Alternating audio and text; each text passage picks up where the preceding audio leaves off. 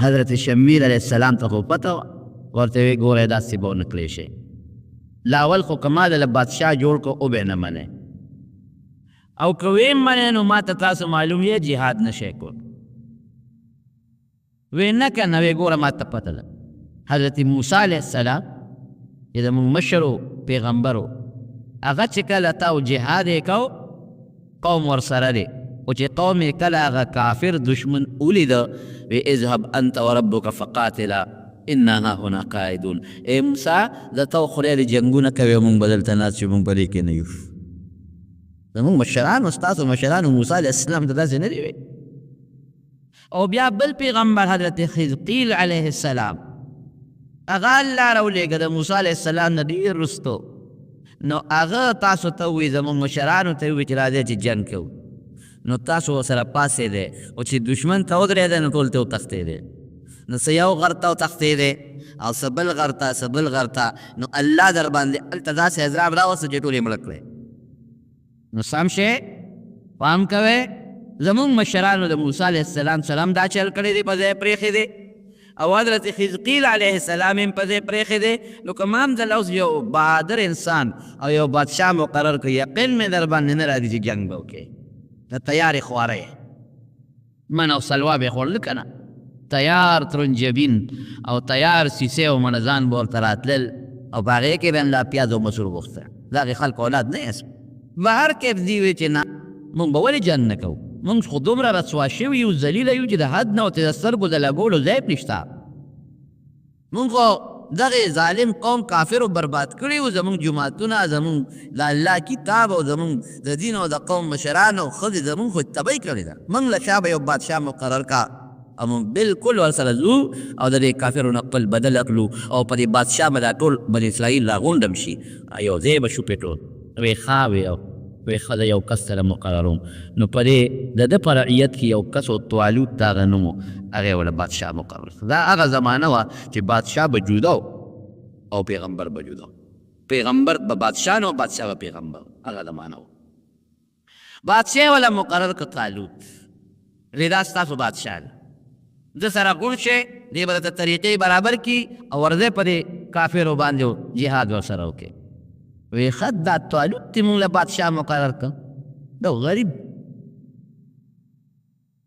ولم یؤت سعة من المال، دا خو فقیر غریب سړی دی مسکین، چې ته مالدار به دې کتلی، دولتمند سړی به دې مونږ له بادشاه کړو، دا غریب سړی دی مونږ به اعتراض وکړو. وی ګورې ما درته نه وی چې لاول خو د لکه ما بادشاه مقرر کړ، نو تاسو هغه باندې متفق کېږئ نه، او که متفق هم شئ نو د جنګ ځوانان نه یې، خو تاسو غوبل کوو نو. وی نه داس دا مونږ نه منو. وی اوس خو ما د الله سره مشوره کړې ده، ما خو د ځانه نه دی مقرر کړی، د خو پیغمبر یم، الله په مشوره مې دا سړی بادشاه مقرر کړی دی. بدبختو که دا مو ونه منه غر کېږې. نو بعضې کسان خو د خپلې خبرې نه واپس شوي، ټیک ته وبه منو. بعض ووی چې یاره دا خو زمونږ لکې شک دی او دا خو غریب دی او مالدار نه دی، او د قوم مشر خو مالدار پکار دی. وی مونږ له څه نښه راکاږه. وی ښه یو نښه به د الله نه وغواړم. پروردګاره دا طالوت خو ما ستا په مشوره دی قوم مشر جوړ کړو، بادشاه مې جوړ کړو، خو دا بعضې خلک اخوا دېخوا کوي، یو نښه ورله راولېږه. الله وی زه نښه هم درلېږم، ټینګ یې کا، د ټینګېدو قوم نه دی بني اسرائیل، ټینګ یې کا، یو نښه درلېږم. هغه تابوت چې کوم دی هغه کافرو وړی و، تختولی و تی، او په هغې کې هغه تبرکات پراته وو، د تورات نسخه پکې پرته ده، او د ابراهیم علیه السلام او د آدم علیه السلام صحیفې پکې پرتې دي، او د مختلفو پیغمبرانو تبرکات پکې پراته دي. هغو کافرو ځان سره وړی و، او کافرو به یې ډېر خیال ساته، ځکه هغې کافرو به هم ځان سره دا ګرځو په جنګونو کې، چې په کوم ځای به ورتلل نو کامیابي به مونته. الله داسې وکړه چې هغه تابوت هغې پورې الله سپېره کړ، هغوی خدای سپېره کړل، چې کومه علاقه کې تابوت پروت و نو په هغې کې وبه ولګېده. هغې ویره دا جوړ د دې چل دی ښه، دا هغې قوم ته وړو، چې هغه قوم ته یې وړه هلته بیماري خوره شو، وی هغې قوم ته یې وړو، بل کلي ته یې وړه هلته بیماري خوره شو. خو دا لرکول پکار دی، چې ویې سوځو ماتې کړو، وی نه ګورې وسوځویم او ماتویم ما، ځکه د پیغمبرانو تبرکات دي پکې. خو داسې به وکړو د خپل کلي نه به یې چېرته بل خو چېرته به یې وړو. وی داسې وکړې یو د غوار یړی راوسته او دا صندوق یې په هغې کې کېښوده، او د بني اسرائیلو طرف ته یې وله مخه ورکړه، ځای ورسره ما وی شړی بس دا به هغې کره ځي، را په مخ یې د هغوی پر یړه کې واچوه، تابوت پکې پروت دی او روان دی شپه ده هغه غوی نیغ راغی او د تالوت د دروازې مخکې ودرېده نه مخکې قدم او نه وروستو قدم خلک چې را پاڅېدل شمویل علیه السلام ته یې وویې یا تابوت خو دغه دی راغلی دی صندوق هغه خو په هغه غوی ریله پروت دی او د توالوت د دروازې مخې ته ولاړ دی نه غوی مخکې دی نه وروستو ویې دا نښه شوه اوس منې وی اوس یې منو بس اوس خو ځکه منو چې نښه راله او اوس به دا صندوق هم مونږ ځان سره ګرځو چې مونږ حمله کوو نو مونږ له به الله کامیابي راکوي لکه د مونږ مشرانو چې به دا ځان سره ګرځو الله به کامیابي ورکول طالوت یې وله بادشاه مقرر کړ هغه ته یې صندوق ځان سره واخله او لښکر واله ورده په عمالقه او جهاد ورسره وکړه دې مخیار وده وې چې دا خو ماته معلوم قوم د بني اسرائیل دی خو هر ځای تېښته کړې دا خو نران نه دي هسې نه چې څه پکې کلک هم شته مضبوط هم ایماندار هم شته خو جنګ کې دا قاعده یو کس منډه واله نور وړه خویې نو که دې کې د له شلو دېرشو کسانو منډې والې خو زمونږ به هم زړه خور کي نو هغه پې یو تجربه کوله یو نهر و په هغې تېرېدل چې جهاد له تلل د هغه کافر او جابر بادشاه د هغې قوم د جابر بادشاه دغه زمانه کې جالوت نوم و د هغه جنګ له تلل نو چې هغې له تلل نو ده پې یو شرط ولګو هلکه یو شرط در باندې لګو وایي ما سره به جنګ له هغه سړي ځي چې په دې نیر پورې وځي خو د نیر نه صرف یو چونګ اوبه څکي او باقي به نه څکي یو چونګ به څکي او که چا زیاتې اوبه وڅکلې ګوری به ځان سره نه پرېږده او تلې هم را سره نه شي ګرمي وه وایي چې دا سړي زامن په نیر ور پرېوتل بس شروع یې پرې وکړل هر یو خېټه وپړسوله په اوبو باندې لږ غوندې او اتیا زره لښکر و څومره و اتیا زره خو د دنیا لښکر په نیر ورغلل او خېټه شنه خېټه کړه او ښې اوبې وڅښلې او صرف یو څو کسان په شمېر پکې پاتې شو 314 چې هغوی د خپل بادشاه په حکم عمل وکړو یو چونګ یې بیا راواغېستی هغې وڅښلې او چې نیر نه پورې وتل نو چې چا اوبه ډېرې څښلې وی بیا تږي د خدای شان دی ګرمۍ کې چې اوبه څومره ډېرې سړی څکي که نه نو هغه اور هم تږي کېږي بیا پنیر راغوټه شو بیا وڅښلې چې پورې بوتل بیا به دارل پنیر به راغوټه شو اخره کې طالوت ته وایي مونږ خو د تلو نه شو دا خو ډېره ګرمي ده او بلا به مو څښلې مونږ خېټې چوي مونږ مدل کم ځای کولی شو او هغه 314 کسانو وی چې مونږ ستا په خبر عمل وکړو یو چونګ به مو څښلې تنده مو لږه سړه شوه مونږ کې د تلو طاقت شته دا نور نران پاتې شو 314 ځان سره نبي علیه السلام فرمایي بخاري شریف کې حدیث د بدریینو متعلق وی زمونږ شمېر د بدر د صحابو د طالوت د لښکر برابر دی د طالوت د لښکر شمېر هم 314 او دا هم 314 چې مخکې لاړل دي خو شنه خېټه پرېوتل مونږ د کارنوي صاحب خېټې هم پړسېدلې دي دا د جنګ ورځې نه دي دا ګرمي ده او تاسو یې بدبختو جهاد نه 314 سوی هغې دعا کوي ربنا افرغ علینا صبرا وثبت اقدامنا وانصرنا على القوم الكافرین یا الله مونږ له استقامت راکړي که مونږ ته هر څومره تکلیف پېښېږي خو چې مونږ صبر راکړي پیدا شي استقامت ختیم کلکې کې چې ونه تښتو او الله د کافرو مقابله کې امداد به هم څه کړي دونه مدیراره دعا ده امداد به هم څه کړي او بیا دې خپل طالوت ته وایي مخه پکېږه کم من فئة قلیلة غلبت فئة کثیرة بإذن الله اذا الله امداد وي که نه نو کله واړه ډله په لویه ډله باندې بري مونې مونږ له به الله امداد راکوي طالوت غټ شو چې ځکه دغه د زرګاو د لښکر رانه پاتې شو خو پاتې ښه دی داسې هم د جنګ نو دا به تښتېدل دا 314 هم خویول دا اوس مضبوط کسان پاتې شو جالوت چې راغی میدان ته 100,000 فوج ورسره 100,000 او خو مضبوط جوش کې راغلل چې ښه بني اسرائیل خو ما تتر بتر کړي زمان مشرانو د دې خو مونږ کتابونه او جوماتونه او مدرسې هر څه روان کړي دا خو مونږ ختم کړي دي دا بیا راشته شو راته او دې ته خو مې اطلاع وه چې احتیاط دی خو چې ویې کتل نو قوم ته یې ولیده د ماروبه نو ټولو تښتېدل او دغه 200 پاتې دي او دا به هم داسې نه وجنی دا به جمدي نیسو او دې ته به مونږ چل ښو دا به مونږ د دې ټولو دپاره د عبرت نمونې ګرځو علالو به جمدي به نیسو او دا ټول به پې هېرو خو جالي ډېر پهلوان امور و ډېر پهلوان او ډېر بهادر و هغه زمانه کې خو ډز به د پهلوانۍ جنګ به د پهلوانۍ به توره به ورسره و مخ په مخ به یو بل سره جنګېدل پهلواني به یې پوره داسې خو نه چې د لرې دی نه ټوپک په تخت کې نیولې دی او پټ ډزو کې وتښتې دا جنګ نو توره به ورسره و هغه به میدان اوړه چې کم به ښه مضبوط پهلوان به و بهادر به و جالوت میدان کې راووته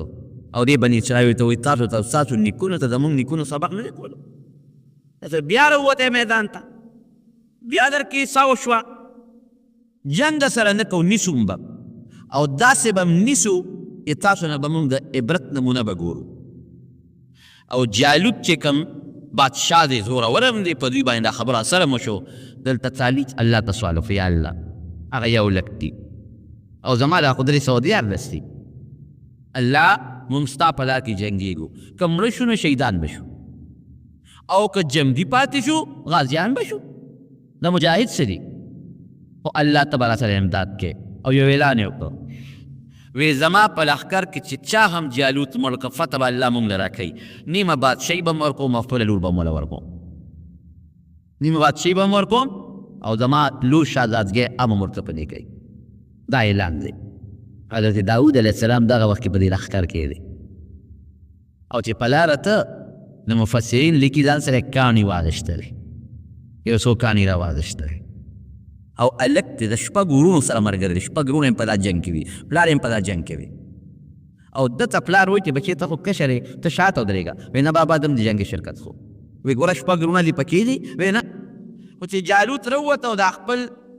زور وباسي او دا چغې وباسي او په مسلمان دباو کې ده پې ورغروال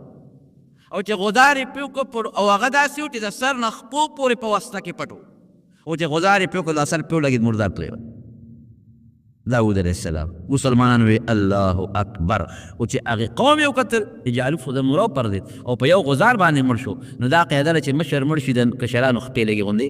وښویږي. دې خوا پې دې نورو حمله وکړه. الله داسې وکړه چې جالوت لښکر له مضبوط شکست میلاو شو، څوک مړه شو څوک خو تښتېدل. وقتل داود جالوت واتاه الله الملک، الله وله بادشاهي ورکړه. طالوت ورته وایي بس تا سره زما فیصله شوې ده، زما لور به هم تاله در کوم، بادشاهي هم ستا شو. هلته وله بادشاهي میلاو شوه، د بادشاه لور ورته میلاو شوه، دلته پروردګار ورته پیغمبري ورسه. لومبې په مخ د ځمکه چې بادشاه هم وي پیغمبر هم وي هغه حضرت داود علیه السلام. بادشاه هم شو پیغمبر هم شو. دې نه مخکې چې بادشاه به پیغمبر بنو او چې پیغمبر به بادشاه بنو. الله فرمایي آتیناه څنګه دی ما وله علم او پیغمبري ورکړه، حکمت مې وله ورکړه او ما وله بادشاهي هم ورکړله. بادشاهي دواړه ورته میلاو شو. راغې بني اسرائیل یې را یو ځای کړل. په بني اسرائیلو کې یو قوت او یو طاقت دی، مضبوط لښکر یې پروردګار هلاک هم 314 وو او د نبي علیه السلام د بدر چې کوم مجاهدینو هغه څومره وو هم 314. بلکل د هغه مجاهدینو خبر رښتونې شوه چې بعضې وخت کې وړلله چې د الله امداد او د الله توفیق ورسره په لوی ډله باندې زور ورکېږي او غلبه کوي. الله وله نبوت او بادشاهي ورکړه اوسېده. دا د موسی علیه السلام نه 1500 کاله پس دی تېر شوی دی، 1500 کاله پس. او د ابراهیم علیه السلام په نوسو کې راځي. ګوره د نبوت په خانګان کې دی. د یعقوب علیه السلام ډېرې یهودا د هغه نوسې دی، د هغې په اولاد کې راځي. یعقوب علیه السلام خو 12 زامنو یهودا په اولاد کې دی. او د یعقوب علیه السلام د پلار نوم اسحاق علیه السلام او د اسحاق علیه السلام د پلار نوم ابراهیم علیه السلام، د هغې اولاد کې. او پروردګار والله عمر هم زیات کړ. عمر عجیبه طریقې سره زیات شو. ګوره بادشاهي میلاو شو، پیغمبري میلاو کړو. عمر یې لږ د 15 کاله د الله په علم کې په فیصله کې. حدیث پاک کې راځي چې د آدم علیه السلام د دې شانه الله تعالی کله د هغه بچي راویستل، مخامخ یې ورته داسې ودرو، د دې سرو میږو په اندازه پوټینې پوټینې شکل یې ګوره د انسان و خو په مقدار کې د دې سرو میږو واړول، مخامخ یې ورته ودرولو. نو آدم علیه السلام د تپوس کوي وی من رب دا څوک دي؟ من هؤلاء الپروردګار؟ وی دا ستا بچي دي تر قیامته پورې چې به پیدا کړي. نو په هغې کې د بادو د تندو نه رڼاګانې ختې روشنایانې وي، پړقې دي. وی الله دا پکې څوک دي؟ وی دا پیغمبران دي که ستا پر اولاد کې د یو کس د تندي نه په ډېره لویه رڼا خته داسې ډېر چمک و او ډېره برېښنا یې کوله. وی الله وی په دې پیغمبرانو کې د یو کس د تندي نه خو ډېره لویه رڼا خېږي، دا څوک دی؟ وی هذا ابنک داود، ستا نوسی دی داود علیه السلام. نه د خوښ شو په هغه ځای نو تپوس څه کوي؟ وی الله عمر دې وله څونه مقرر کړی دی؟ کوم عمر دې ورې ښودی دی؟ وی 15 کاله. نو چې آدم علیه السلام کل عمر ته وکتل چې زما خو 100 کاله 1000 کاله دی او ده ته یې وکتل چې دا خو 15 خو ډېر معمولي پوټې غوندې شی دی، وی الله عمر ولا زیات کړه. شپېته کاله ډېر کم دی، خشته خپلې پړقېږي چمک وي ولا زیات کړه. وی نه ما چې چاله څومره عمر مقرر کړی دی حق به یې د هغې نه نه پوټې زیاتوب ونه کوم. دا د الله فیصله دی چې څه مې مقرر کړی دی حق عمر به یې نه پوټې زیاتوب ونه کوم. نو حضرت آدم علیه السلام خو خپل عمر ډېر وی الله که زه له د خپل عمر نه لږ غوندې ورکړم وی انت وذاک دا څومره د خبر د ورکې ورکول. وګوره یاد وساته که د خپل عمر نه دې ولا عمر ورکړه نو ستا به کمیږي. ما چې کومه فیصله کړې ده همغه به لکه یو سړی جومات ته 1000 روپۍ راوړي او دا پرې 300 کسانو تقسیم کا او یو کس وي چې د یو له پکې زیاتې ورکړه ابو وروره ما هم دقه 1000 دي اوس که ته زیاتې ورکړې خپلې څه ول ورکړه. الله وایي زما د عمر فیصله هم حقه ده. که ته ولې زیاته ورکړې نو آدم علیه السلام ګورې ستا د عمر نه به کمیږي خوښه دې خپله ده. وی رب زده من عمري 40 سنه. هغه خو د عمر شروع هم نه دی که نه لکه لا خو په جنت کې د دنیا ته خو راغلی هم نه دی او زر کله خو هغه ته ډېر لوی شیخ ښکاري نو بس هغه وایي زما د عمر نه 40 وله ورکړه پروردګاره 40 کاله عمر. حدیث پاک کې راځي نبی کریم صلی الله علیه وسلم فرمایي چې آدم علیه السلام کله دنیا ته راغی او الله خو ورته ویلي چې عمر به یې 1000 کاله 40 کاله پاتې شو ملک الموت وله راغی. وایي ستا ټیم پوره دی. و ټیم کوم ځای پوره دی شمېر دی کلی دی یو که نه الله را لېږلی منو الله به شمېر کړي وایي داسې کار دی چې زما عمر کې اوس هم 40 کاله پاتې دي. ماته الله 1000 ویلي 40 کاله مې عمر پاتې دی ما یو ورځ شمېرلې ده. ملک الموت الله ته رجوع کړه چې الله خو داسې وایي ورته یاد کړه چې ستا 1000 و خو 40 د داود علیه السلام له ورکړی دی. راغی وی ولې تا خپل نوسي ده داود علیه السلام له 40 کاله نه دي ورکړي. وی نه ما نه دي ورکړي نسیه وجهه ده ایري ویر د هغې زمانې د هغې دغه دار داسې مثال دی د هغې علاقې لکه سړی چې خوب ویني.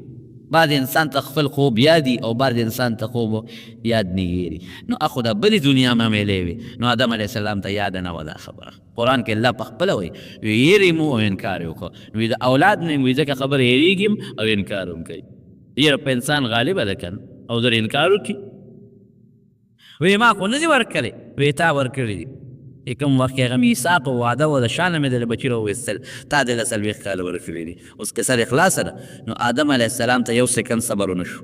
40 کم 1000 کاله باندې د هغه نه ساه لاړه او د داود علیه السلام په عمر څومره شو پوره 100 کاله شپېته یې خپلو 40 له دور. نو داود علیه السلام ته څو څیزونه میلاو شو نو درې بادشاهي میلاو شوه د باګرۍ د وجې نه مفتو کې نه بهادري وکړو یو لوی کافر یې مردار کړ او د هغې په مقابله کې رب العالمین ورته پیغمبري ورکړه او د آدم علیه السلام د عمر نه هغه ولله خپل عمر نه مخکې نه 40 کاله سنبالې ښودو چې دا ده او پروردګار ورسره یو احسان بله م وکړه یو کتاب یې نازل کړه زبور. تورات خو و ګډوډ شوی نو نوي کتاب الله دې راولېږي زبور او ده به یې صاحب تلاوت کو او داسې تلاوت به ده زبور کو ناشنا تلاوت. د نبی علیه السلام په صحابو کې یو صحابي دی ابو موسی اشعري رضی الله عنه دا هغه ډېر خشتاوه دومره خشتاوه چې کله ابو موسی اشعري رضی الله عنه تلاوت کو رسول الله مبارک به ورسره سر لقاو. ای ابو موسی وی داسې خشته مزیدار اواز الله درکړی دی لکه داود علیه السلام اواز چې څنګه یو ګور پیغمبر علیه السلام د داود علیه السلام د اواز صفت کوي لحن داودی هغه په شان خشته اواز الله درکړی. نو د داود علیه السلام اواز څنګه مزیدار او خشته و چې کم ځای به تلاوت د قرآن شریف کو نو غرونو به هم ورسره زبور وی کانو به هم ورسره زبور وی او مرغۍ به رالې په دې هوا کې به یې وزرې والې او ولاړې به وې او څاروي به ورته راجمع شي هغوی به هم ورسره په هغه تلاوت کې مصروف او چې ځنګل ته به راغله په ځنګل کې به یې د زبور تلاوت کو د ځنګل د اونو نه به هم د زبور اواز وته دې ته تلاوت وایي منس اواز دی. خو لاول اوازونه خراب دي خشته نه دي او که خشته اواز لچې نو په منځه کې یو غړدو باندې زرې ووایي ښکلی اواز سره مزېدار اواز سره تلاوت د قرآن شریف کوئ لږ کوئ خو ښکلی کوئ یو پاو تلاوت وکړه یو رکوع تلاوت وکړه خشته اواز سره وکړه مزېدار اواز سره. نبی کریم صلی الله علیه وسلم فرمایي چې کوم وخت کې پیغمبر تلاوت کوي پیغمبر د قرآن شریف او په خشته اواز یې کوي الله ورله داسې توجه ورکوي چې دونه توجه بل شي نه ورکوي. ښکلی اواز د الله لوی نعمت دی الله دې زموږ نصیب. نو لږ تلاوت خو په ښکلي او خشته اواز سره. نو داود علیه السلام چې به کوم وخت کې تلاوت د زبور کو او زبور بیا کتاب عجیبه دی زبور ټول د الله ثنا او صفت دی هغې کې احکام نشته، احکامات ټول تورات دي، تورات په احکامو به عمل کوو. زبور کې ټول د الله ثنا او صفت. نو چې د بر زبور تلاوت شروع کړو نو مرغانو حیواناتو او سیب د کانو دی بوټو دی به سره بنګار کوو. لکه یو سړی تلاوت کوي که نه او هغه تلاوت یې چا له خوند ورکړي نو هغه هم پړه کې رو پټ پټ ورسره لګي. یا بشیر جان کله نعت وایي که نه او چا له خوند ورکړي نو هغې ورسره هغه کله یې رو په قلار کړي هم کله وایي ربې وایه راسره که نه نو هغه لا خپوان شروع. دا خدای ولې شوم دی موږ ته نه وایي نعتونو. بهر کې هغه داسې خشت آواز الله ورکړو او الله ولا طاقت څنګه ورکړو. نبی علیہ السلام په خپله فرمایي، حدیث کې راځي سلمان غلط قصه نه ده، چې نوکرانو ته به یې حکم وکړو چې دا زین دا اس راته بار کې. نو چې هغې به هغه اس باندې قطع چوله او زین به یې پې برابرو نو ده به تورات زبور ختم کړی و. بیا دومره ساعت کې شاه اسماعیل شهید رحمت الله علیه چې دی هغه به په 6 ګنټې کې قرآن شریف ختمو. 6 ګنټې. نو صاحب د هندوستان او د علاقې علماو او قاریانو یې ځا چې ته کېدی شي 6 ګنټې کې نبي علیه السلام خو فرمایي 2 ورځو نه مخکې به ختم نه کړې. 6 ګنټې کې څنګه ختمې؟ هغه د هغې قرآن شریف ځان سره لاس کې ونیو او د مازدیګر مونځ چې وشو نو ده شروع وکړله الحمد نه شروع کړه الحمدلله رب العالمین. د ماښام بانګ یې نو ویلې چې والناس یا قرآن شریف پروت هغې ورته او د قرت د اصولو مطابق قاریان او علما ورته نسي. هغې ورته ویې ته یې ویلی چې دا ستا کرامت دی، نور چا ته لږ عادت نشته. نو د داود علیه السلام په پیغمبرو د هغه خو دا معجزه وه. معجزه ویلې ده چې دا عقل نه بار کار به پې د پیغمبر نه صادرېږي. نو چې هغې به ورته په اس باندې کت او زین برابرو او دی به ورته ختم نو تورات زبور به ختم کړی.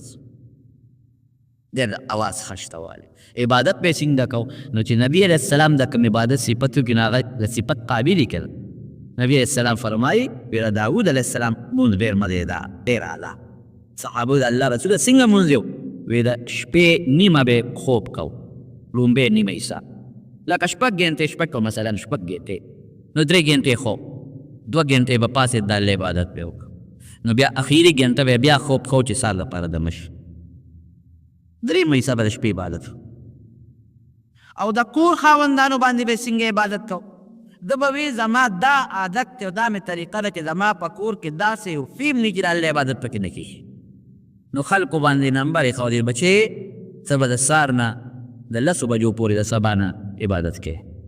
بیا به ته نه کوې دا بل به کوي، بیا به ته نه کوې بیبي به کوي، بیا به هغه نه کوي لور به کوي. یعنې 24 ګنټې 40 ګنټې به راځه په کور کې د الله عبادت کېده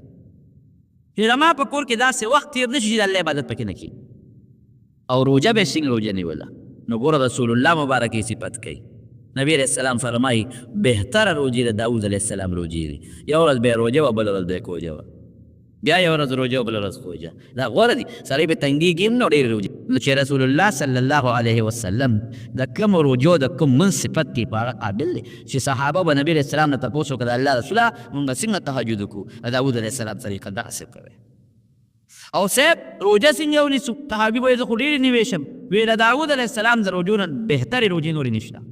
یو ورځ روجه یو ورځ کور. نو پیغمبري میلاو شوه، بادشاهي میلاو شوه، زبور میلاو شو، ښکلی اواز ورته میلاو شو، عبادت مې کو او ورځې به یې تقسیم کړې. یو ورځ به د الله عبادت وي دا مې د خدای ده، دې کې د بل چا کار نشته، بادشاه هم خو دا مې د الله ده. یو ورځ به د خپلو بچو سره وخت تېراو، دا مې د ما د بچو تربیت وکړم، بچي برابر کړم، د بچو اخلاق ټیک شي او د بچو سره چې سړی ناست یې نو خوند هم کوي. او یو ورځ به جناب د رعیت دپاره ورکوله چې تاسو راځئ چې د چا څه قسمه کار یې راځي په دغه ورځ به دغه کار کوم. ښه به تقسیم دو.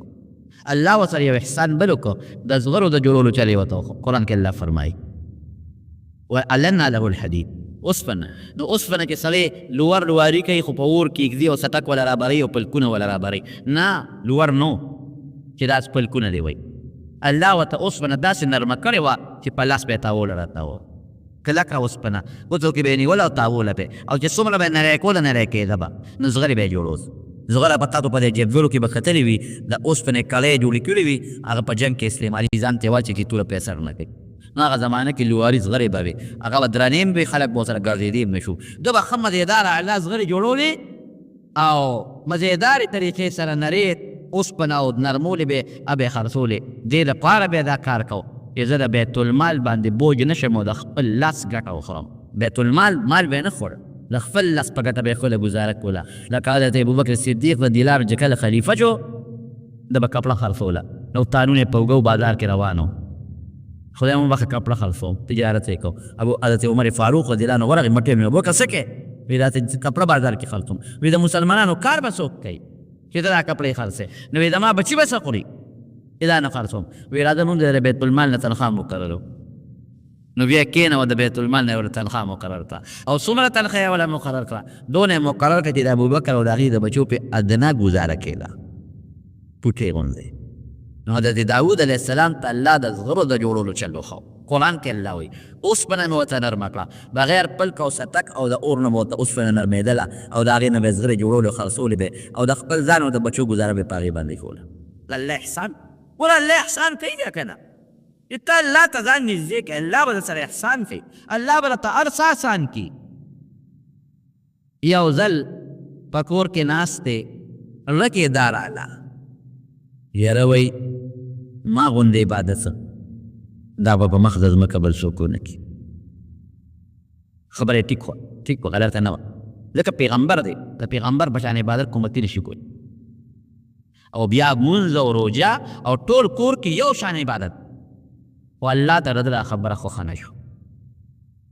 بعضې وخت کې یو خبره ګناه نه خو د پیغمبر د پیغمبرۍ د شان سره مناسب نه. الله وی ښه دا دې څه ووې. رونو حدیث پاک کې راځي که عبادت کې نو ځان ته به نسبت نه کوي چې دا زما کمال دی، چا ته به نسبت کوي؟ الله ته. هغه انسان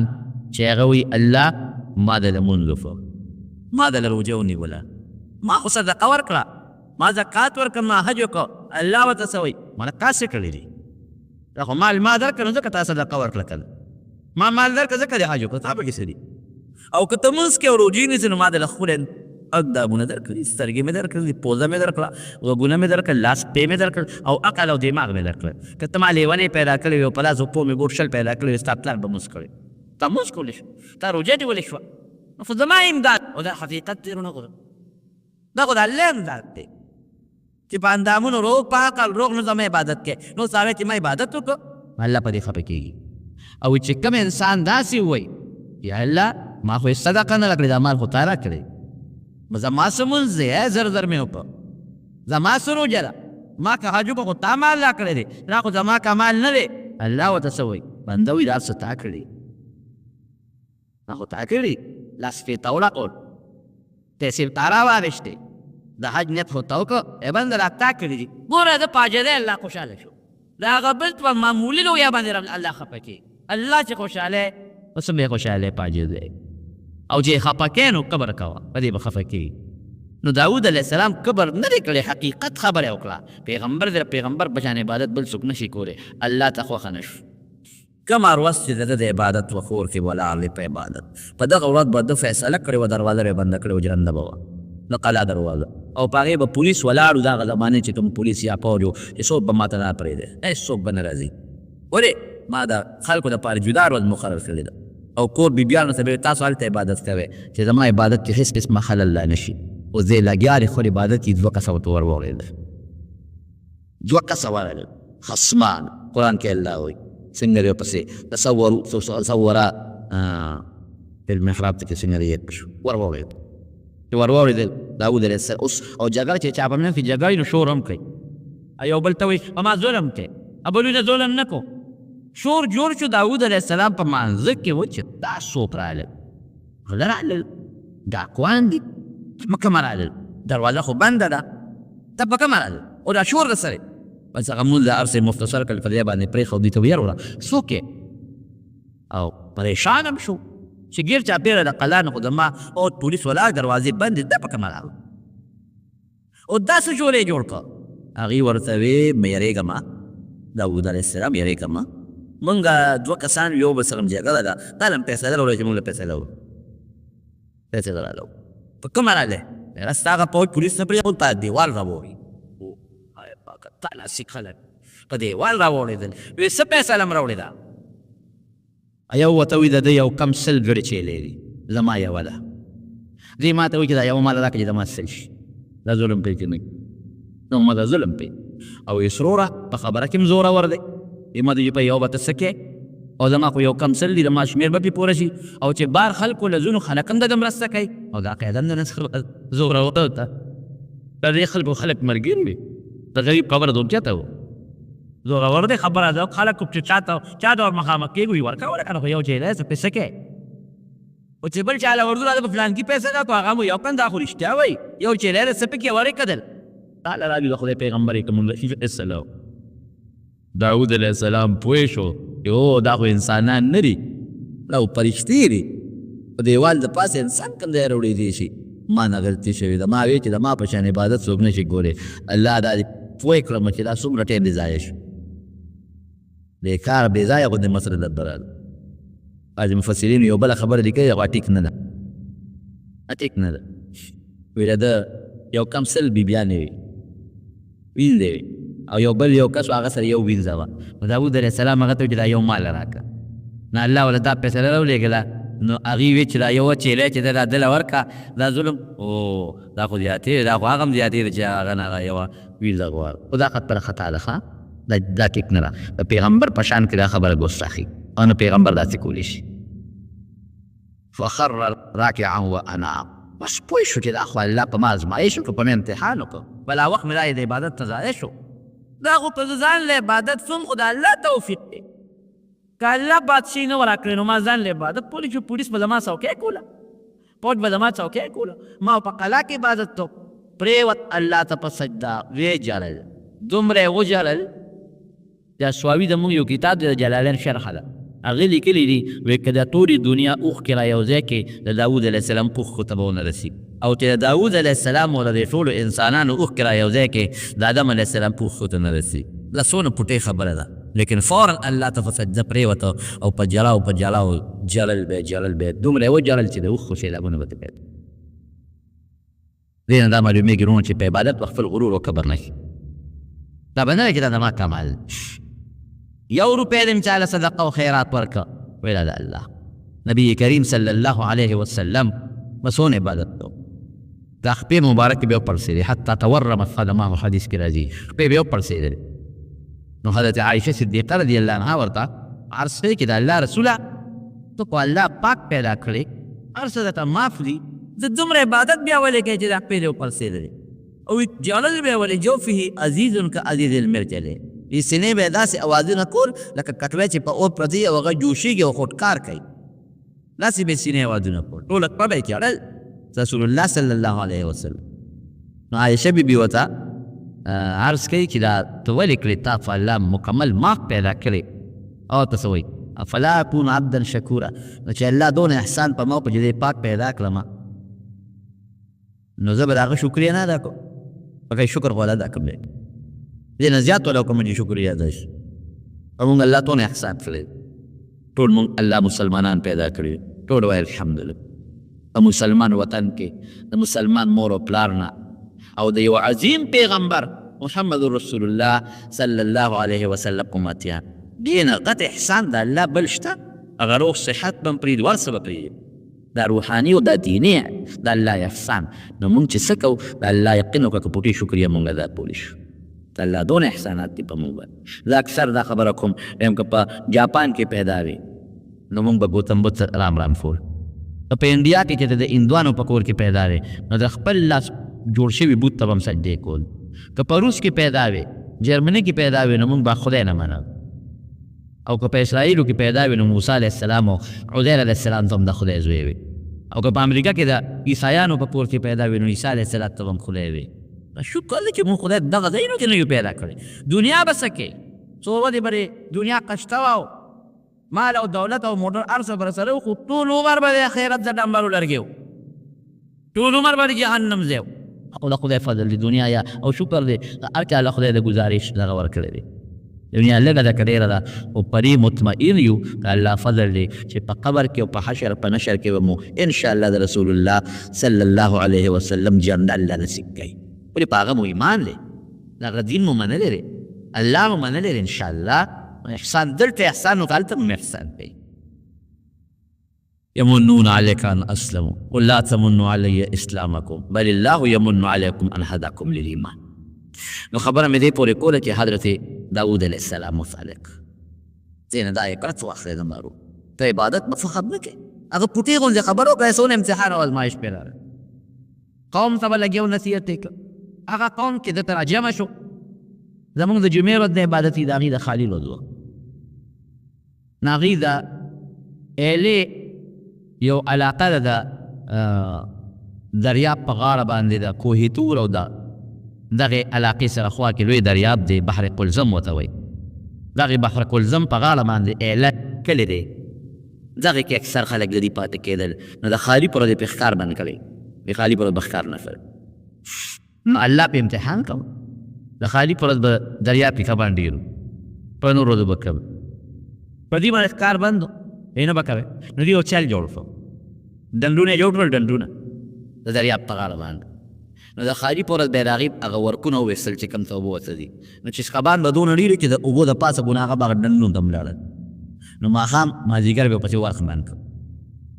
نو سار به پرې رالل نو کبان به یې چې راوویستل وره چلونه یې جوړ او جال به یې راوړه جال د خالي په ورځ به یې جالونه په دریاب کې وغورځول نو په دغه ورځ به یې کبان نه رایستل جال خو چې دې ور وغورځول نو کبان پکې بند شي که نه د اتوار په ورځ به راخېل نو جال به یې راووي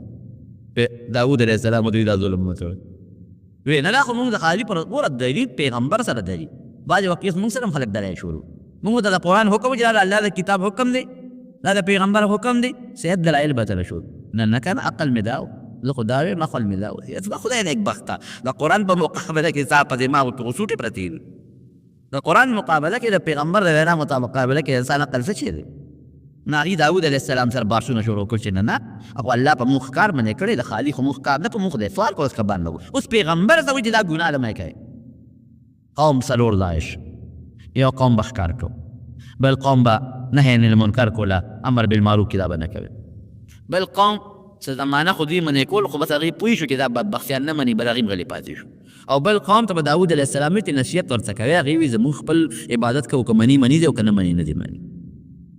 چې خوان دی ونه که نو پروردګار چې بیزوګان و شادوګان هغه چې کوم غیر خاموش پاتې و هغې نه هم الله بیزوګان شادوګان جوړ زه بیزوګان شادوګان دا لږ دریاب طرف شو نور ته ځان لږ شو داود علیه السلام دې نور ته خوښې دی په دې به د الله عذاب هرکله کې راځي چې سهار رالل ویې کتل نو ټول د بیزوګانو شادوګانو په شکلونو باندې او سرونه به یې قځول او اوښکې به ترې بهېدې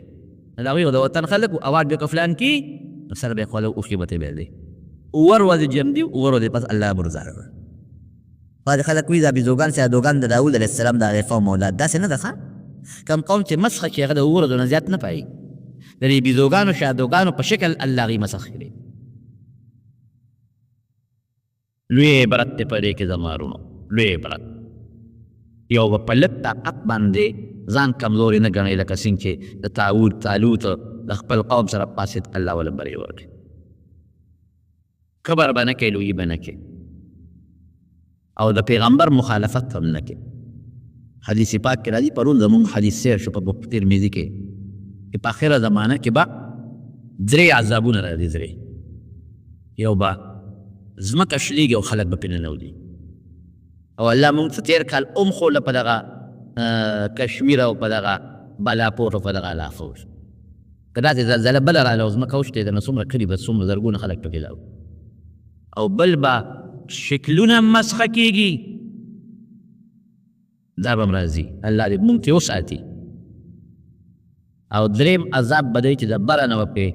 د کاڼو د اوسپنو باران کېږي دا به هم راغلی دی دا بمونه او دا میزایل یې څه شی دی دا اوسپنې دي که نه د هغې باران کېږي که نو دا یو خو لږ لږ وښودلی شو په موږ ته په دې بالاکوټ او په دغه علاقو کې اسلام آباد کې وښودلی شو نمونه وښودلی شو او دا د اوسپنو باران هم در باندې کېږي پر یو امت باندې لږ دی او بل غټ عذاب پاتې دی چې شکلونه به خدای خبر کې د خنزیر حدیث کې دا حدیث ته چې په کوم شکل به بدلېږي مسخه لفظ راغلی دی چې د خنزیر په شکل به بدلېږي او که د خر په شکل به بدلېږي او که د بیزو په شکل او که د سپي په شکل پروردګار دې مسعود صاحب دا ور ډېر غلط طرف ته روان د مسلمان ګناه انتها ته رسېدلې ده زنانو کې دونه بې حیایي او دونه بې ستري عام شوې ده چې د هغې مثال نشته موبایل دونه عام دی چې لکه جینکۍ ټوله کږپونه یو بل سره لري او ډیشونه او صاحبه دا نور ګند او دا په کیبل یې ورشئ وګورئ پېښور ته د اسلام آباد ته د خلکو په د خدای یره نشته عذاب به نه راځي په مسلمان د عذاب کار مونږ په مونږ الله غصه کړی دی الله دې موږ د خپل قهر او غضب نه پاک. نه مولا زموږ نه خیال خلاص دی، نه جومات زموږ نه خلاص شو، نه مشر زموږ نه خلاص شو، نه تبلیغ والا خلاص شو، نه بزرګ خلاص شو، نه خانقاه خلاص شو، نه سپین ږیری خلاص شو، او نه کشر او نه زنانه دا موږ نه خلاص شو. هر سړی ځان ته د ټولو نه لوی سړی وایي او بل ته قادر مولی مو ته نه ښکاري. خدای دې مو د خپل قهر او غضب نه وساتي. نو داود علیه السلام متعلق دا یو د عبرت خبره شو. بیا غیرتي څومره مرګ ولا عجیبه مرګ راغی. ده به دروازه بندوله چې کله به د کور نه بار ته زما زنانه د کوره بار ونه او چابیانې به ده سره وي چې زه نه یم چې ما کله بل څوک نظر نه نشي. یو ځل یې دروازه دې بنده کړه او بار ووت. چې بار ووته بیبي او مچي یې په خپل کور کې دي دې کې سړی ورغی پورته ده. هغې چغې جوړې کړې زنانه و چې دا پردي سړی څه کوي، دا خو دروازه هم بنده ده او داود علیه السلام خو بار سره د خدای مکه هغه راننوځي چې سړی پردی څه کوي. په دیوال باندې خلک راوړېدل ګاونډیان او نور چې دا شور د سره وي پردي سړی ولاړ دی. داود علیه السلام په منډه راغی دروازه یې په لوکه چې راغلو سړی په میدان وایي ته څوک یې چې زما کور ته راغلي بې زما د اجازه. وایي دا هغه کس یم چې نه مې دیوال بندولی شي، نه مې جرنزه بندولی شي او نه مې د دنیا یو طاقت بندولی شي. بس پوه شو. مرحبا بملک الموت، ملک الموت وي او مرحبا دی هر کله دی ساتیم پوره دی سملاستو روح یې ترې واخېسته والله یو. او بلکې یو روایت کې راځي چې په سجده په عبادت باندې پرېوته روح یې ترې اوچت کړو بیا ویل زما وروڼو لوی نه لوی سړی که بادشاه وي بادشاهي یې څونه وه داسې نه چې د پاکستان بادشاه و هغه مصر فلسطین عمان بحرین دا علاقه راونیسه چې نن سبا ته ورته ابوظهبي او دا علاقې وې دا راونیسه تر د عراقه پورې او د ایران پورې د دې علاقې بادشاه و داود علیه السلام. نو خبره مې دې پورې کوله که لوی نه لوی سړی وي مرګ نه نشي بچ کېدی. په خپل عبادت به غرور نه کوې، د عبادت هم کوې نو دا د الله تعالی فضل او د الله تعالی کار. د پیغمبر د حکم عقلي دلیل به نه وی نو دا خو داسې او داسې بس چې څه د الله د کتاب او د پیغمبر د حدیثو حکم دی ابه منېږي نه بیدو شادو به دله جوړه شي. او په خپل طاقت هم بروسه نه کوې، الله نه به سوال کوې نو که لږه ډله مي لږه ډله او پروردګار ورله په څومره مضبوطه بادشاه باندې او په څومره لوی طاقت باندې غلبه ور او د الله امداد پر سره انسان مړ شو قامت قیامته د قیامت را د دنیا ختم. یو هغه غټ قیامت دی چې اسرافیل علیه السلام شپېلې وي او هغې سره هر څه دړې ولی شي او ختم شي. دا میاس کې زندگی کې دا انسان جمع شوي نه برزخي زندگی ورته وایي. د دې داسې مثال دی لکه حوالات شي. یو مجرم دی پولیس یې ونیسي حوالات کې واچوي نو دی جج ته بوځي رابوځي نو تر څو چې جج فیصله نه کړي یا به جج بری کی او یا به جج عمر قید کی او یا به ولا سزای موت ورکي. تر څو چې جج فیصله نه کړي نو د دا زندگی دا حوالات زندگی ده. دا کرنګي دا د برزخ زندگی د انسان د حوالات زندگی ده. او بیا به اسرافیل علیه السلام یو بل شپېلې وایي نو دا اذا هم من الاجداث الى ربهم ينسلون دا ټول خلق به د قبرونو نه راوځي والله ته مخامخ شي. څلور شپېلې دي رون لکه په دې سکولونو کې او په دې مدرسو کې یو ټلی والی کېږي. دا ټلی د دې خبرې نه ښیي چې یو پیریډ خلاص ختم شو د بل استاد کلاس شروع شو. دا څرنګه حضرت اسرافیل علیه السلام به شپېلې ووایي او شپېلې سره به دا ټول نظام الله ختم کړي. غرونه اسمانونه کائنات ټول به دړې ولی شي ختم بشي. هر څومره زندگی چې ده بیا د الله خوښه ده. بیا به الله اسرافیل علیه السلام ته د دویمې شپېلې حکم وکړي ابه دویمه شپېلې ووایي. هغې دویمې شپېلې سره به دا ټول انسانان حتی حیوانات مخلوق پیریان دا به ټول واپس را جمع شي او یو لوی میدان به د حساب او د کتاب محشر ورته وي د جمع کېدو ځای هلته به دا ټول را جمع شي. دویمې شپېلې سره بس اوس الله به قاضي وي، الله به فیصله هر چا مطالعه چې هر څنګه فیصله او واپس جون هغه ذات انسان له ورکړي چا چې لومبې پیدا کړي. الله قرآن شریف کې فرمایي دا کافران برالل زور اډو کې به راوړو حضور پاک ته به داسې مخ کې ونیو او په لاس ته یې چوره چوره تو وی دا به هم جم دی کې اذا كنا عظاما ورفاتا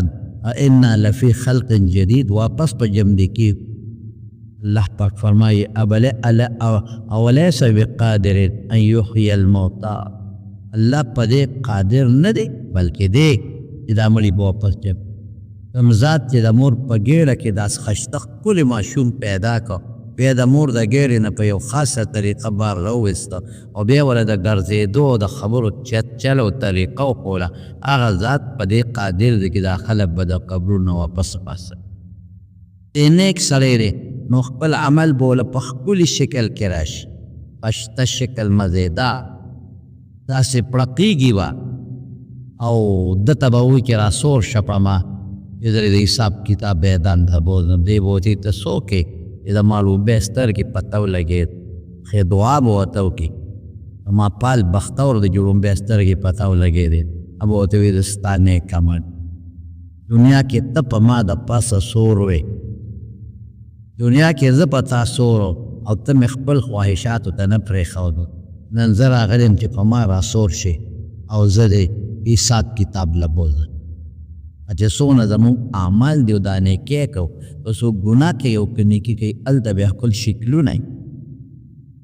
دلته نشته ولته شکل دی هلته خپل وجود دی شکل یې دی او دی به په هغه شکل پېژني د انکار هم د هغې نه نشي کولی بعض انسانان به داسې کې عمل به له کمزوري دوه کسان به په یو څاروي سواري څوک به درې کسان په یو څاروي سواري څوک به پیاده روان وي عمل یې ډېر کمزوری دی او بعض انسان چې سترګې وغړي او شکل به یې وي دی وایي ته څوک یې رومدې سترګې مې پته ولګېدې بیخ دې وځه ستا نه خو ماله نفرت راځي کرکه راځي وایي زه ستا بد عملو دنیا کې په ما د پاسه سور وی او مزې دی کوي اوس ټیټ شه چې زه در باندې درسوم حضور پاک فرمایي په زور بیداره ټیټ کي او هغه بد عمل چې په یو شکل دی هغه بیا پاسه سور شي او د اغوانو باندې چې خلق قلبه کوي یوې کوي نو هغې سره یو چوکۍ پکې ستنې ستن هغې د هغوی د شانه وی دقسې به د شانه وله ستن ورکوي او حساب کتاب ته به روان بعضې خلک به داسې وي الله دې مونږ وساتي چې د سپو په شکل د خنزیرانو په شکل بعضو له به سپېمو کې زنځیر او کونډې واچوي او یسحبو علی وجوههم په مخونو به یې راکاږي او دوزخ ته به یې غورځوي بعضې به لوړي خپې به یې اوچتې او سر به یې لاندې صحابو تپوس وکړه الله رسوله په سر به څنګه ځي وی چې کم ذات په خپو کې د تلو طاقت پیدا کړی دی هغه ذات په سر کې هم د تلو طاقت پیدا کولی شي ټول خلق به په یو میدان کې جمع شي رب العالمین قرآن شریف کې فرمایي الله فرمایي چې موږ به دا خلق یو ورځ د حساب کتاب ته راجمع کوو الله وی زما نه رښتونې بل څوک نشته دا زما وینا ده دا ټول خلق به یو میدان کې جمع شي په دې کې به مسلمان وي په دې کې به کافر وي په دې کې به منافق وي په دې کې به هر قسم خوار زار د دنیا او مالدار او کدا دا ټول به په یو میدان کې جمع نور به پرې راښکته شي دا نور به دومره راښکته شي حدیث کې راځي کالمیل اوس د میل دوه معنی دي یو معنی دا ده چې دا زمونږ د سړک دا میل ورته موږ وایي کیلومیټر نه لږ زیات دي دونه به راښکته شي او بل میل په عربی کې سلی ته م وایي چې بنده پې په سترګو کې رانجا چی نو د حدیث راوي وایي چې دا معلومات اوس موږ ته نشته چې دا د کیلومیټر والا میل به ځان ور راښکتی او که د سلی برابر به راښکتی د دې خلکو دا سرمنې به ویلې شي د دې نه به اوبه روانې څوک به په خپلو خولو کې د کونډو پورې ډوبي څوک د نامه پورې څوک د خولې پورې او د دنیا اوبه او هغه اوبو کې فرق دی. د دنیا اوبه خو سطح واره ساتي یو شانې، هلته چې د چاخ خوله ده همده پورې به ولاړی، د ده نه بل خوا به نه ځي. نو چې دغه خوله درنه وځي او تشه خوله ني، هغې سره به د انسان د وجود وینې ځوې به هم وي. خلک به د خدای نیکان بندګان داسې وي چې هغوی به د الله پاک د عرش د سوري لاندې، الله عرش دی د هغې د سوري لاندې به هغوی به په خپلو خوشحالو کې به د الله عرش داسې نه دی لکه زموږ د کوټۍ چت. د الله ډېر لوی عرش دی، ډېر لوی عرش دی. د هغې لاندې به بعض انسانان وي، دې کې به بعضې خلک را جمع شي، را غونډ به شي او وایي تاسو نه ګورئ اخر موږ خو غرق شو، تباه شو، الله حساب کتاب نه شروع کوي. راځئ چې موږ چېرته سفارش چاته وکړو، چاته به سفارش کوو، په پیغمبرانو ګرځي. نو حضرت آدم علیه السلام نه به لاړ شي. دا ټول ستا بچي دي او سوځي په دې ګرمۍ کې، په دې خولو کې برباد شو. الله نه سوال وکړه الله پاک حساب کتاب شروع کړي، او ورته انکار یریږي به چې ما خو الله منې کړم چې بوټي له ګوتې موړ او ما یوړی، اوس که هغه خو ټیک د الله معاف کړم او هېڅ پته نه لګي. که خدای بیا رانه تپوس وکړي چې تا ولې داسې کول، زه به الله له څه جواب. څوک مو وي نوح علیه السلام له لاړ شي، دی به نوح علیه السلام له لاړ شي، هغه به انکار وکړي زه نه شم کولی. هغه ته وایي موږ څوک وو، وایي ما نه پس لوی پیغمبر ابراهیم علیه السلام هغه له لاړ شي، هغه له به خلک لاړ شي، هغه به مو ورته انکار وکړي زه نه شم کولی. یریږم موږ څوک وو، موسی علیه السلام له لاړ شي، موسی علیه السلام به مو ورته انکار وکړي زه نه شم کولی. نو موږ څوک وو، وایي عیسی علیه السلام له لاړ شي، عیسی علیه السلام نه چې ورشي هغه به مو ورته انکار وکړي زه د خدای په دربار کې دا طاقت نشم لرلی. نو موږ څوک وو، خلک به وایي وی لاړ شي رسول الله صلی الله علیه وسلم نه، محمد مصطفی صلی الله.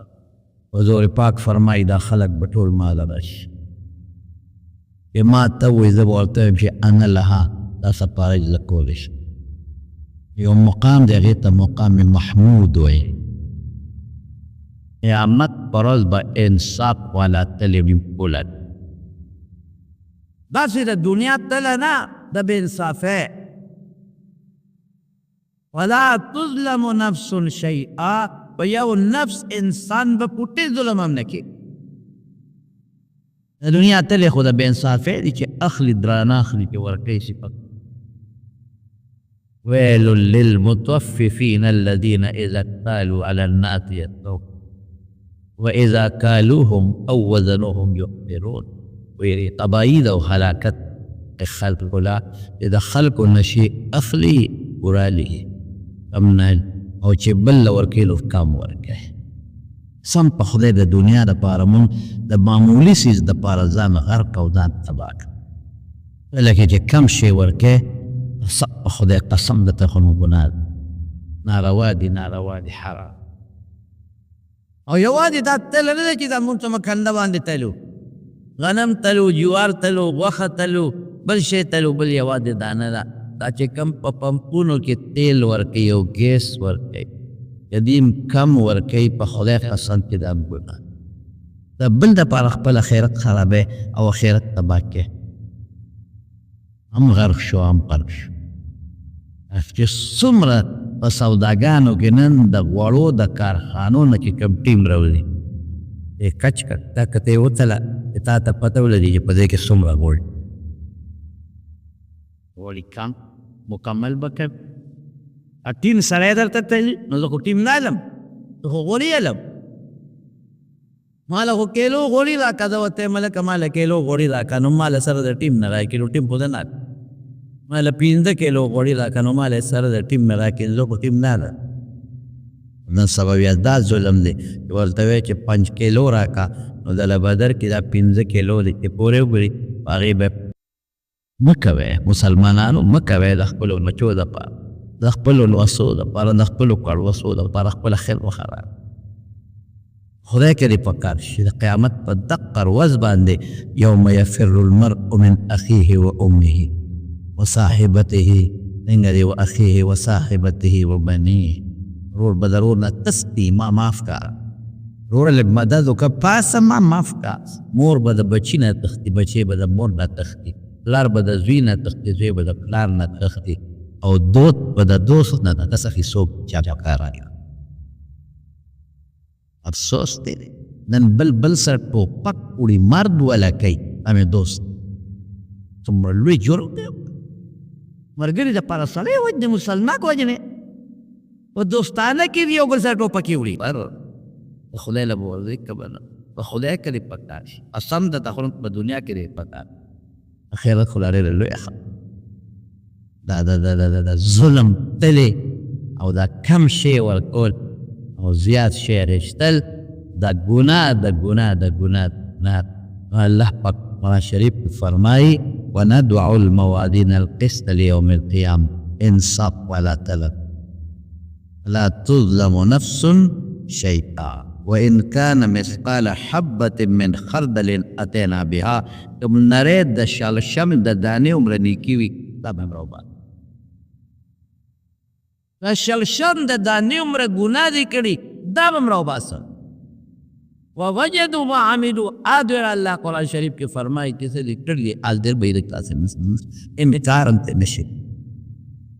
وکفا بنا حاسبین الله سفر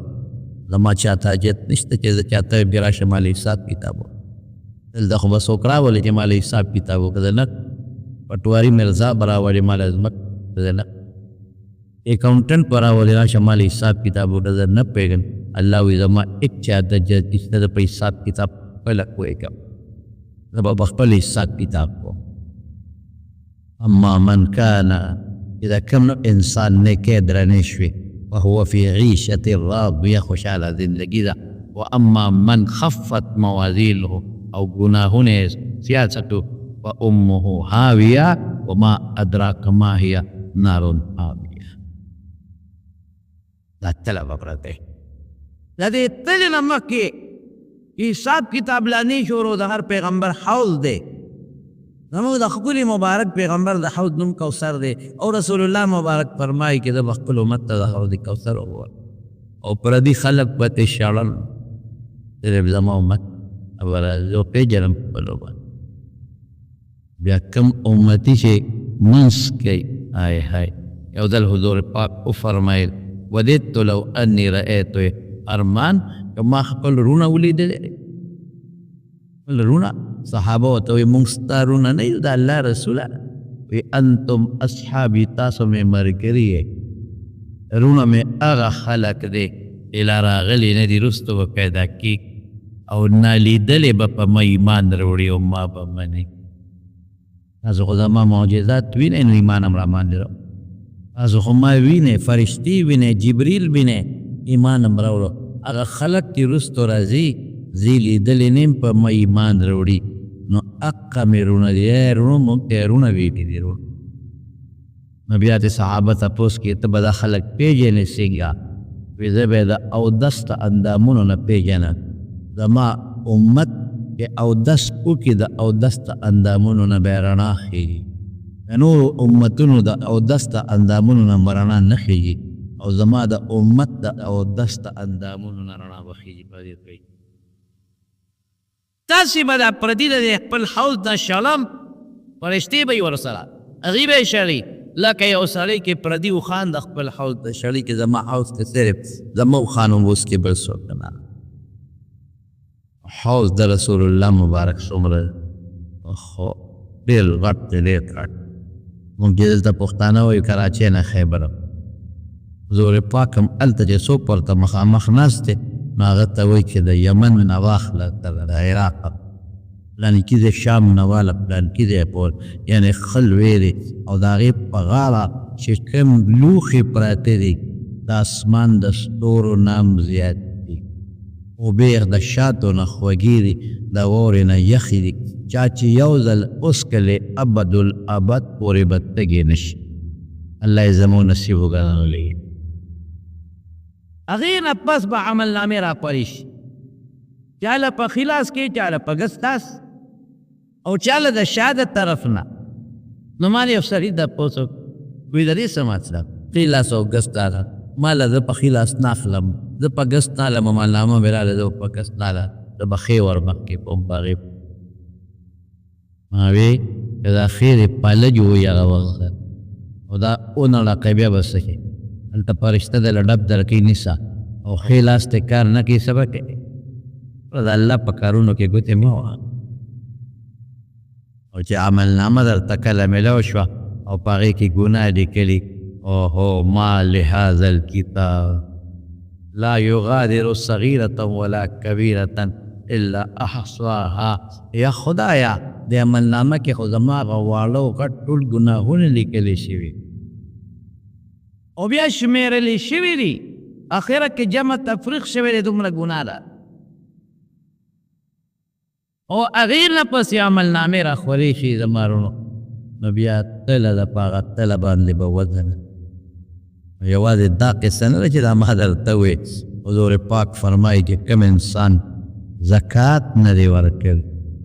قیامت ورځ سخته ورځ ده د خپل مال نه هغه مال به خدای راوالي او یو اجدها به ترې جوړه کړي او په دې غاړه کې به یې ورته واچي غټه اجدها به او غاړې نه به یې توي او کله به دا یو وخت کې خوري شخ به لګوي او کله په بل او ورته به څه وایي انا مالک و انا کنزک زه ستا خزانه یم زه ستا مال یم چې دنیا کې دې جمع کولم او د الله حق دې پکې نه دی ورکړی مور کې زکات څه سلی ور دغه چل به سره زور پاک فرمایي سره او سپین هغې نه به الله د اور تختې جوړې کړي یوم تبیض وجوه وتسود وجوه د چا مخونه توره د چا سپین يوم يحمى عليها في نار جهنم وتقوى بها جباههم وجنوبهم وظهورهم هذا ما كنزتم لأنفسكم فذوقوا ما كنتم تكنزون پدې تندو پدې ډډو پدې شاب ولا تاغونه ورکړي او چې هغې غتاو کم شي نو بیا به په دوزخ کې ګرم کړي نو بیا به یې راوړي داغونه به او حضور پاک فرمایي وایي د انسان د ټیپه د سر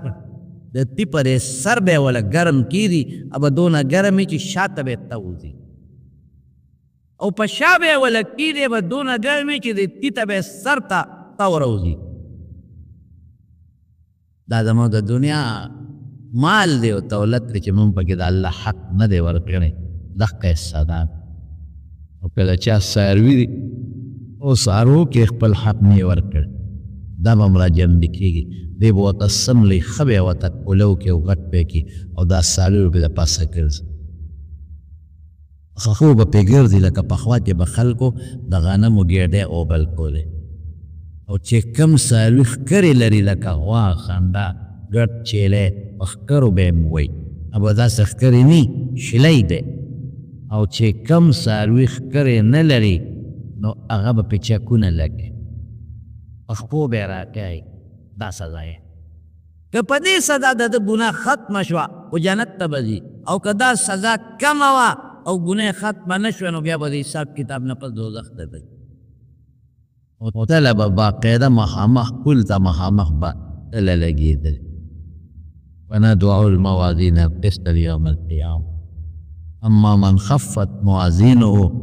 فأولئك الذين خسروا أنفسهم في جهنم خالدون او زمرونو چې دا وزن کوي دا به څوک کوي دا به جبریل علیه السلام کوي جبریل علیه السلام الله به په خپله نګراني کوي د حساب کتاب شروع کېږي نو اسرافیل علیه السلام به درېیمه شپېلی و درېیمې شپېلی سره به ټول خلک بېهوشه پرېږدي څومره دي ټول بېهوشه حضور پاک فرمایي د ټولو مخکې به زه سر راوچت کړم بیا به څلورمه شپېلی و دا درېیمه شپېلی څه له وایي دا د الله د عرش تجلي کې حساب کتاب شروع کېږي نو چې زه سر راوچت کړم فاذا انا بموسی موسی به ووینم آخذ بقائمة من قوائم العرش هو آخذ د الله د عرش خبې نیولي وی دا راته پته نشته چې زما نه مخکې دی په هوش کې راغلی دی او که نه په تور کې د باندې بېهوشي راغلی و کوهې تور کې نو الله د هغې په بدل کې د دا بېهوشي ختمه کړې ده او دې د هغې نه بچ شوی الا ماشاء الله دا الله به خپله نګراني کوي په خپله او حضرت جبریل علیه السلام به وزن کوي هغه شی سي لسان المیزان ورته وي داسې داسې چې کېږي هغې ته به جبریل علیه السلام ګوري انصاف به پورا بلکې الله به تپوس کوي د انسان دا ګناه دې کړې ده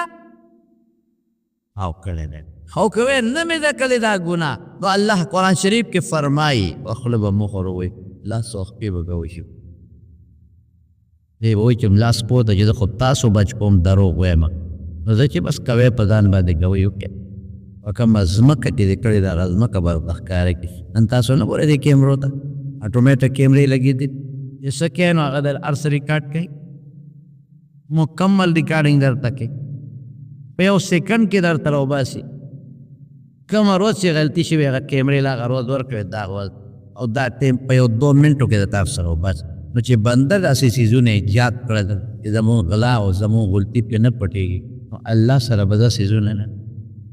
زه خو دې ته ګورم وایي ګوهې ګزاره کیمره درته مخامخ لګېدلې ده ګورې ښه لږه ګزاره شي یو نه سړی دوکان نه ګورې هغه د مخامخ کیمره لګېدلې زه پکې ښکاران نو د بنده د کیمرې نه یېرېږي او د الله د کیمرې نه نه یېرېږي څنګه د بنده کیمره لګېدلې ده نو دغه څنګه رب العالمین یو کیمره دا خو د ما تعبیر وکړه ستاسو د پوهې دپاره د الله د طرف نه یو کیمره د پاسه لګېدلې ده که نه هغې سره جبریل علیه السلام به وزن کوي ملک الموت به سره د ټولو ملګرو حاضر ولا کم که ضرورت راغی او څوک سوال وکړي چې الله زما نه پرې مخکې څه ایستې ده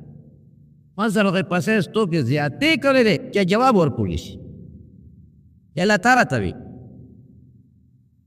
کرام الکاتبین فرشتې چې دا زموږ نیکۍ او بدۍ لیکي دا به ټولې ولایم او هر پیغمبر به خپل امت ته ولاړې آدم علیه السلام به ټولو بچو ته ولاړ الله به ورته آواز ورکړي یا آدم ای آدم قم پاسه عند المیزان قم ودرېږه د تلې پخوا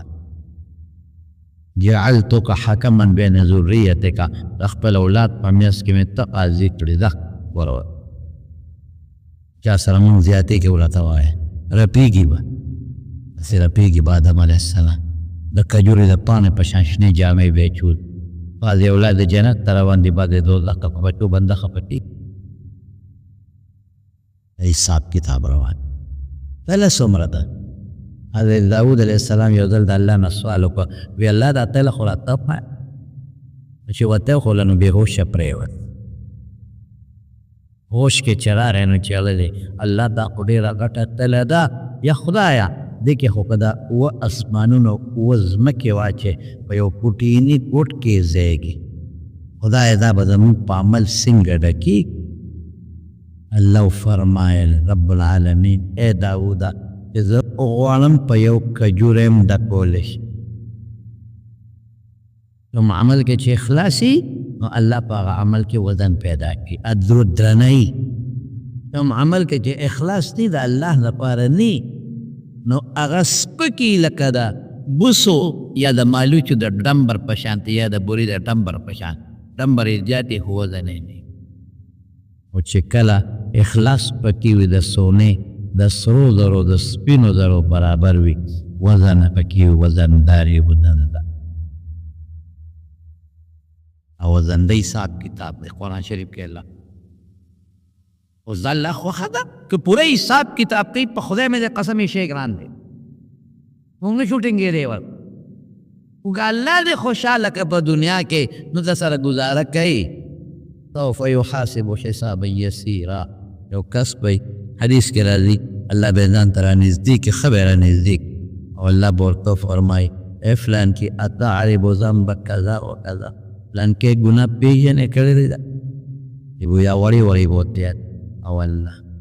اتعرف فلان کې دې کړې ده او دې به زړه کې وي چې خدایه هغه غټ راته را مخکې نه کړې خو ما ته واړه واړه ښې او دې کې خو ما غټ ګناهونه دې کا دې را مخ کړ خو غر کې الله به ورته هغه پوټینې پوټینې واړه واړه را مخ بنده دا پېژنې دا دې کړې ده او دا دې کړې ده او اخره کې به ورته الله فرمایي ویزا دا مې درته په نیکو بدل کړي. رحیم ذات هم دی که رحم هم کوي. دوی به ډاډه شي چې خبره خو د تبدیلو ده په نیکو بدلېږي نو چې واله ګناه په وله نیکۍ بدله شوه غټه خو په غټو بدلېږي. فوراً و یا الله ما خو څه نور ګناهونه هم کړي وو خو دې راته رایاد نه کړی. مطلب دا چې هغه په غټو بدل شي. الله به فرمایي ای بنده هغه مې د تا ته مخکې نه کړ چې ته ونه یارېد اپه نه شي مې د له مخکې په غټو نیکو بدله کړي. الله به رحم وکړي خو رحم به په چا کوي؟ هغه چا به کوي چې سرکشي نه کوي که نه. پلار کله کله په بچو رحم کوي مور رحم کوي خو په کم بچي باندې رحم کوي سرکشي نه کوي سرکشي. او چې کم بچی راپاسي او پلار په ښکرې نه یې پلار ته کنځل کوي او پلار سپکوي بېعزته کوي نو پلار د هغه د مرګ نه تېر دی. پلار ورته خیرم کوي پلار یې جیل له هم ورکوي او داسې پلاران مې لیدلي چې په دغه بچي ډزم کړی جوړ د نظام خلاص. سرکشه سره الله هغه عمل به کوي چې هغه عمل به چا سره کوي نه. چې سرکشي په دنیا کې نه کړې کبر یې نه کړې الله سره مقابله نه کړې نو هغې انسان سره به الله پاک په قیامت کې ډېره ګزاره رحم به کوي الله. یو حدیث پاک کې راځي د الله اویا سل رحمتونه نمره دا یو مثال دی ګوره په حقیقت کې داسې نه تعبیر سل په هغې کې یو رحمت راکوز کړی دی او د ټول مخلوق یې تقسیم کړی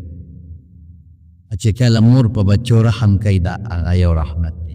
تر دې حده پورې چې خپله بچي نه اوچتوي چې بچي خپوږ نه کم دا هغه یو رحمت دی. هغه یو یې په انسانانو پیریانو او په دې ټول مخلوق کې تقسیم کړی دی او یو کم سل رحمتونه الله پرېښي دي